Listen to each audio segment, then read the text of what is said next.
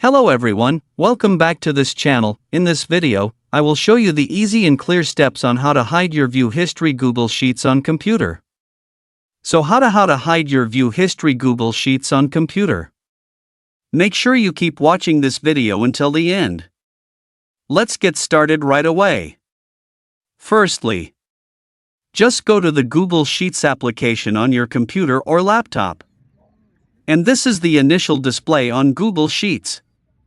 Just point the cursor to the top left of the screen. There are many choices. Tap this three-line icon. Here a scrolling menu will appear like this. Tap the Settings menu.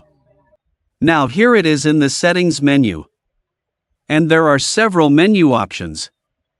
Tap on the right side of the text "Always your view history" after finishing. Tap OK. The function of turning off this feature is that the view history is hidden, providing more privacy when accessing files without being known by others. So that's it, tutorial how to hide your view history Google Sheets on computer. Thank you for watching. I hope this video is useful. See you in the next video.